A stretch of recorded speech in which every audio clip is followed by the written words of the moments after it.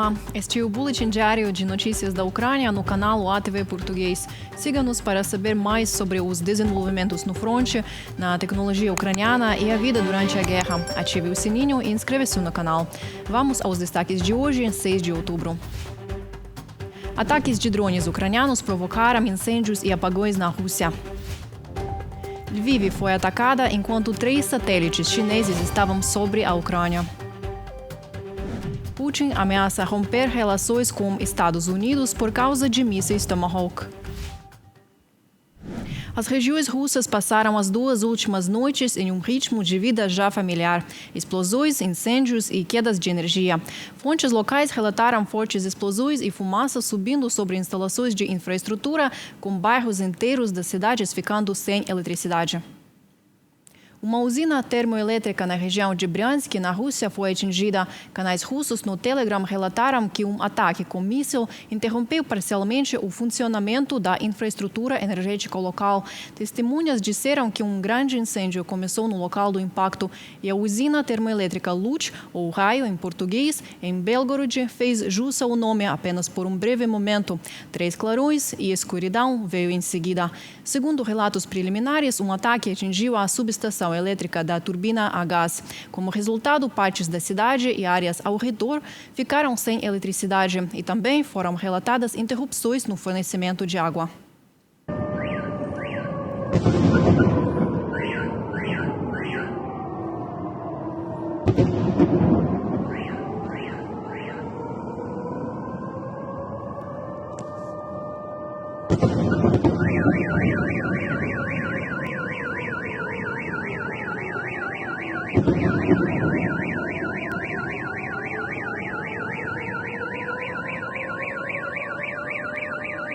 O presidente ucraniano comentou o ataque e lembrou que os ataques russos contra a infraestrutura civil serão seguidos por ataques simétricos dentro da Rússia. Росія повинна чітко знати, що A Rússia deve saber claramente que os países civilizados se distinguem dos selvagens por nunca atacarem primeiro nem serem agressores. Mas isso não quer dizer que sejam fracos. Não é preciso demonstrar fraqueza. Se ameaçarem com um blackout, por exemplo, a capital da Ucrânia, no Kremlin devem entender que também haverá blackout na capital da Rússia. Na cidade russa de Dzerzhinsky, a 900 quilômetros da fronteira, um incêndio eclodiu após ataques aéreos. Fontes locais relataram que uma planta Sverdlov, parte do complexo militar industrial da Rússia, foi danificada. Essa instalação é uma das maiores produtoras de explosivos industriais do país. Pelo menos 30% de sua produção vai para a defesa, outros 30% para materiais explosivos, 35% para produtos químicos industriais e cerca de 5% para a fabricação de máquinas. E durante a noite de 6 de outubro, drones ucranianos atacaram a Crimeia, ocupada pela Rússia. Foi especialmente intenso em Feodóssia, onde um grande depósito de petróleo foi atingido, danificando tanques de armazenamento de combustível. O terminal já foi alvo de ataques múltiplas vezes antes, pois abastece unidades militares russas estacionadas na Crimeia e ao longo da frente sul.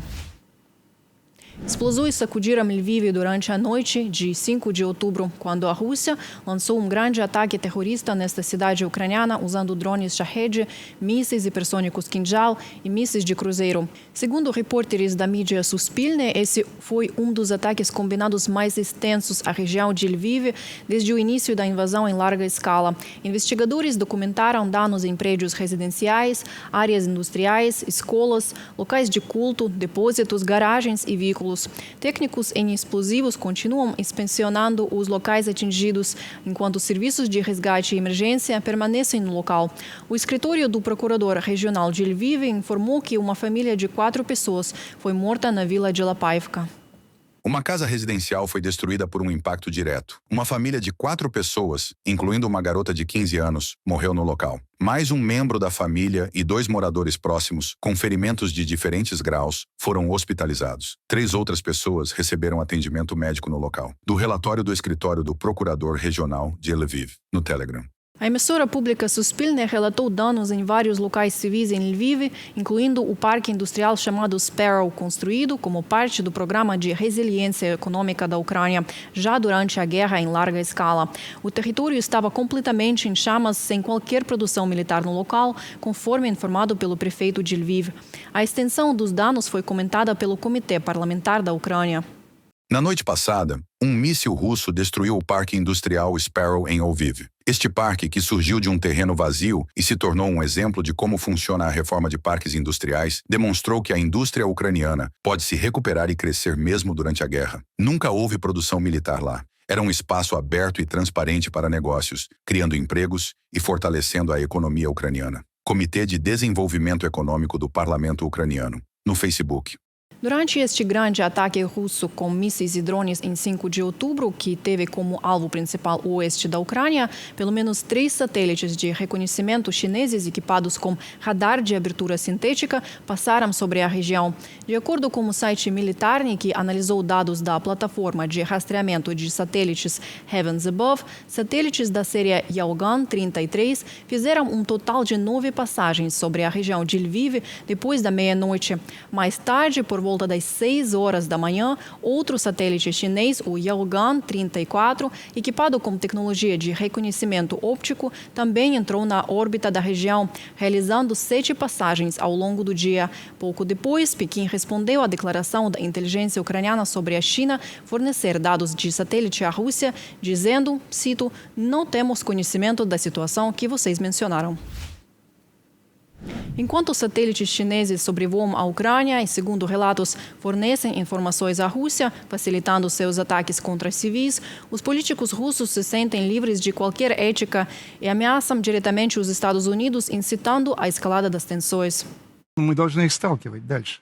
Acho que devemos empurrar os membros dos dois partidos para um conflito mais profundo. Devemos explorar suas contradições internas, para levá-los a uma paralisação, não apenas economicamente, mas politicamente também. E não devemos ter vergonha disso. Eles frequentemente nos acusam de interferir em suas eleições. Dizemos que não interferimos, realmente não interferimos, mas deveríamos interferir. Estamos desenvolvendo nossas atividades de propaganda no sentido positivo da palavra. Estou falando da Europa e da América, precisamos torná-las ainda mais fortes, porque as linhas vermelhas que traçamos, essas linhas vermelhas, elas foram ultrapassadas há muito tempo e nós realmente não respondemos a nenhuma dessas transgressões de maneira contundente. Talvez isso apenas mostre que somos pessoas decentes, bem educadas, devemos esmagá-los todos lá, de uma vez por todas. As linhas vermelhas de Putin não têm sentido, por isso foram cruzadas tantas vezes. Porque as linhas vermelhas deveriam ser as fronteiras e a lei internacional aplicável a todos. Mas, segundo o presidente da Finlândia, é apenas uma questão de tempo até que os Estados Unidos revidem contra Putin. Mais sobre o assunto em nossa reportagem.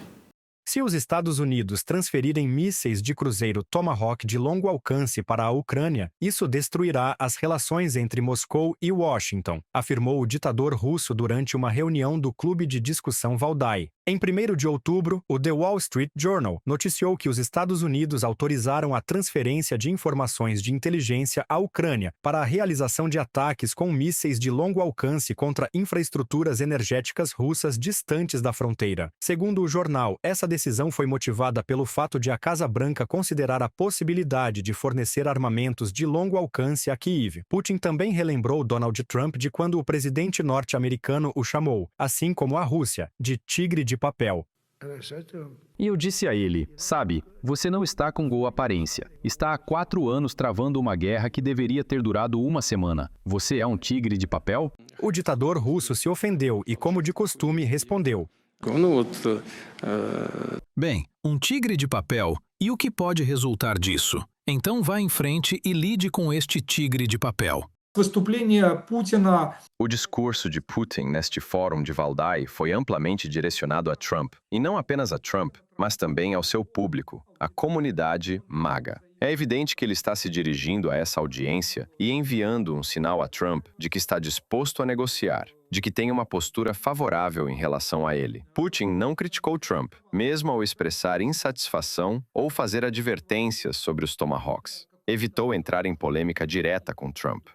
De fato, à exceção de um lampejo de ressentimento por o presidente dos Estados Unidos ter exposto suas mentiras sobre os supostos sucessos fabricados do exército russo na linha de frente, Putin encheu o líder da Casa Branca de elogios. Afirmou que se Donald Trump estivesse no poder, a guerra da Rússia contra a Ucrânia não teria começado. Atribuiu aos líderes europeus a responsabilidade pela agressão em larga escala desencadeada por Moscou. No entanto, essa tática dificilmente surtirá efeito agora. Na avaliação do presidente da Finlândia, Trump já não demonstra disposição para persuadir Putin. Ele adotará outros métodos. Ao perceber que a política da cenoura não funcionou, passará ao uso do porrete. A única dúvida é: que tipo de porrete será esse? Declarou Alexander Stubb a jornalistas. Não é preciso ler A Arte da Negociação para entender a forma como o presidente Trump conduz suas negociações. É um método não convencional, mas bastante orientado a resultados. Alexander Stubb, presidente da Finlândia, em entrevista ao Político. O presidente Volodymyr Zelensky apelou aos parceiros internacionais para que intensifiquem a pressão sobre a Rússia, devido aos ataques híbridos do agressor contra países europeus e ao terror russo contra civis ucranianos. Infelizmente, não há uma reação global digna e firme a tudo o que está acontecendo. A escalada constante em magnitude e a audácia dos ataques. É exatamente por isso que Putin age assim. Ele simplesmente zomba do Ocidente, do seu silêncio e da falta de respostas contundentes. A Rússia rejeitou todas as propostas para deter a guerra ou, ao menos, cessar os ataques. A Rússia está claramente tentando destruir nossa infraestrutura civil e, neste momento, antes do inverno, nossa infraestrutura de gás, de geração de energia e de transmissão elétrica. Zero de reação real por parte do mundo. Lutaremos para que o mundo não permaneça em silêncio e para que a Rússia sinta as consequências. Analistas consideram que conceder à Ucrânia um empréstimo para reparações utilizando ativos russos congelados seria um golpe severo ao país agressor. O presidente da Finlândia classifica essa ideia como brilhante e está convencido de que funcionará. O Kremlin também compreende isso. Putin ameaça nacionalizar ativos estrangeiros caso a União Europeia use as reservas congeladas do Banco Central Russo para ajudar a Ucrânia, relata a Bloomberg. Em 30 de setembro, o ditador russo assinou um decreto intitulado sobre certas características da alienação de bens de propriedade federal. O documento afirma explicitamente que as medidas são em resposta, cito, às ações hostis dos Estados Unidos e de outros estados estrangeiros. Reportagem de Andriy Dimitrenko para o UATV Notícias.